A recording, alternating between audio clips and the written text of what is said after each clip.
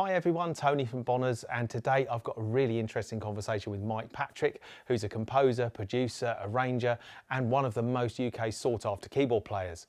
Mike has played live with artists as diverse as Jake Bugg, James Arthur and The Streets, and I managed to catch up with him just before his show at the new Bonners Piano and Keyboard Centre in Newcastle, and we covered loads of great stuff. We talked about how the Yamaha Montage fits into his setup and how he uses the scene feature to keep things dynamic on stage.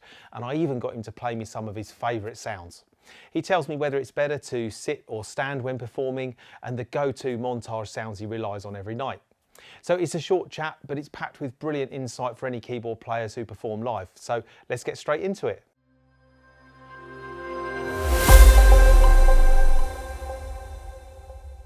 Do you want to just tell us a bit about your live performing, who you've been playing with or what you've been doing recently? Yeah, I've literally just finished touring with an artist called Tori Kelly.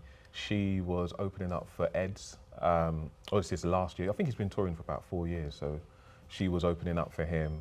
So I used literally just the Montage for that. Really? I was going to ask, how does Montage fit into your rig? But it is your rig, It's literally, yeah, it was the first time I've actually done a tour for 3 months where it's just one keyboard. If you're doing a really big tour, do you use more than one keyboard?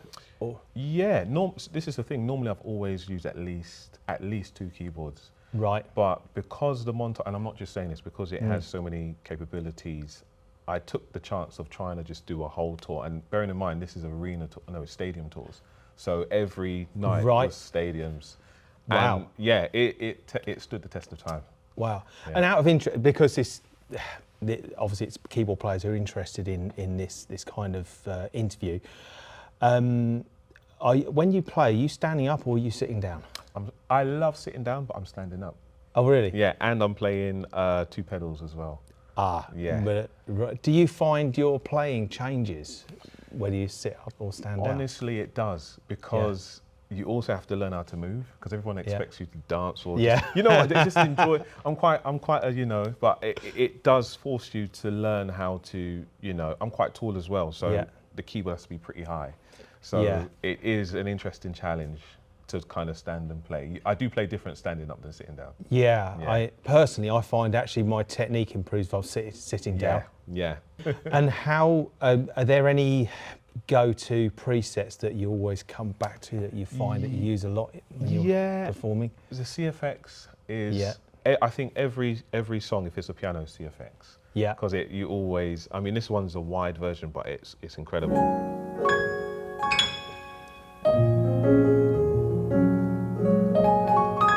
Like it's perfect. The good thing about it, the most important thing about the CFX is that in a mix it cuts through. Yeah. There's so many piano sounds that when everything's kind of going, you can't really hear it. But the CFX, I can always count on it to kind of cut through the mix.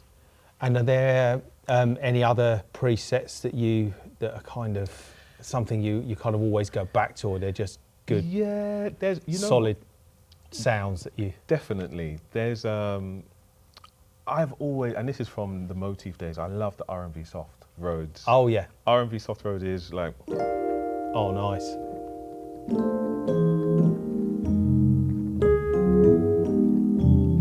You know, it's not like, I love that. It's great. I love that EP, and it's been around for ages, but I still use it all the time. And have you programmed any of your own sounds? Yeah, I've done a lot of programming of new sounds. I've got one here. It's like a kind of 80s kind of piano. Like, oh yeah.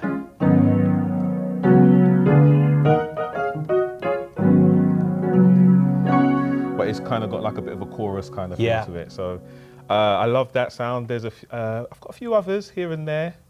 There's also some new sounds in the Montage M that's kind of, I've kind of got really into, like this synth sound is.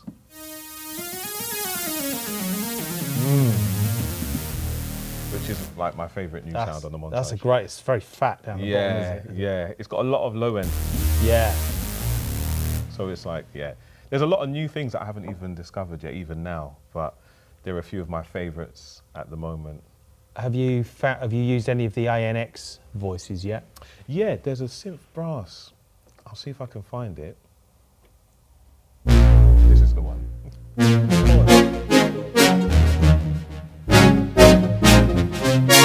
Like it's very, very, very. It kicks. Yeah, there's almost a bit of detune on the beginning of the sound as well, isn't there? I'm a big fan of the detune because it gives it kind of like that kind of retro kind of sound. Yeah, it's very authentic. Yeah. So when you're setting up performances for a live show, do you use the different scenes within one song? Will you use scenes or do you change patches? I literally, scenes I think is probably my favourite feature out of everything because a lot of songs always have different sections. You can't always play the same thing throughout the whole song. So scenes really do make a difference in terms of being able to play a song and have like 4 or 5 different patches, even more. Yeah. And the good thing about it is that I can change scenes and it doesn't affect the sustain, it doesn't affect. So it's kind of seamless transition between the sounds. Yeah. I literally, I can't really function without scenes. I think that's kind of what I would use if I was to kind of go head to head with anybody else. Scenes would be my one feature that I think makes a big difference. So from a performance point of view, what do you think the Montage's biggest strengths are? I think one of the biggest strengths is how much it can actually do. And I think the biggest strength as well, a bigger strength is also on this particular model, how accessible things are. Because there are a lot of times, especially on the tour I've just done, when it's stadiums, you have to be very careful. If I've got a delay, not realizing that, it sounds great to me, but outside there's a lot of slap back. Okay. And so sometimes you're playing and your engineer might be like, there's a lot of panning. We had a situation where we did a show where I was playing my Rhodes patch. Yeah. Well, this one actually was this one here. And you can hear it's panning. Yes. But I didn't know that the sound system they had was mono, which basically meant you're not going to hear that panning. No. So I had to kind of quickly edit that. And so there's so many ways just to do the same thing on this one. Like I can like change the cutoff in 3 different ways. Right. Like either turning the knob, going through the screen, or even using the cursors. Yeah. So I think it's really great that you can do so much in so many different ways. The control surface is amazing, actually, isn't it? I mean, even for a dark stage with so many lights, and everything's color coded, isn't it? Yeah. So you've got blue for common, and then you've got, I think, yellow for elements, and so it all makes sense. Even the little things like, if I want to change my patches, I don't necessarily have to press it on the screen. I can just do that.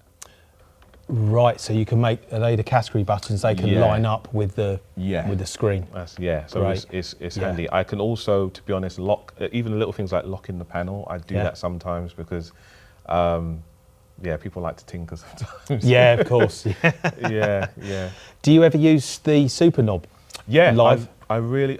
There's times where, if I'm playing a synth solo or something like that, and I really want to create some change or something interesting, I'll use a super knob.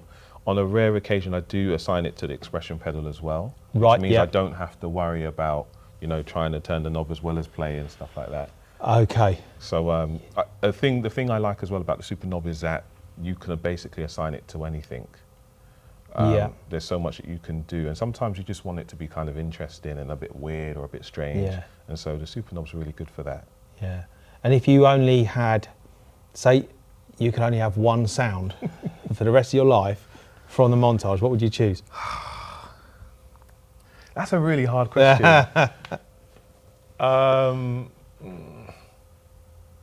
You know what? There's too many sounds to. I actually don't know. You actually there's so many sounds. I wouldn't even know where to start. Well, at the moment, have you got any?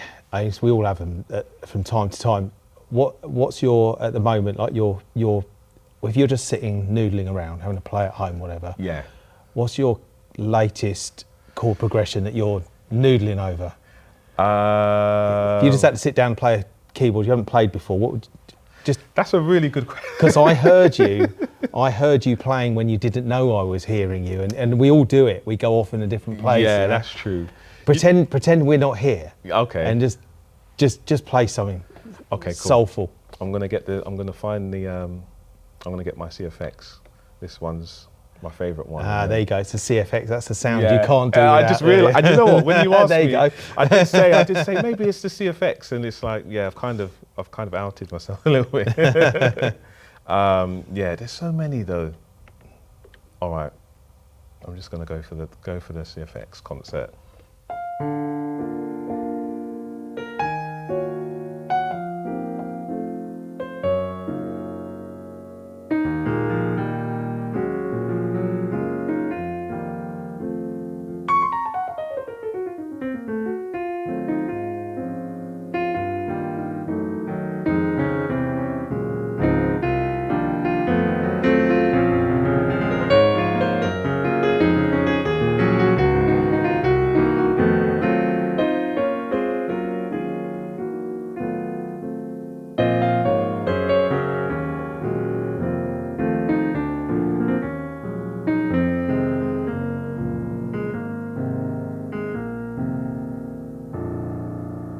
Stop there because I can feel myself drifting.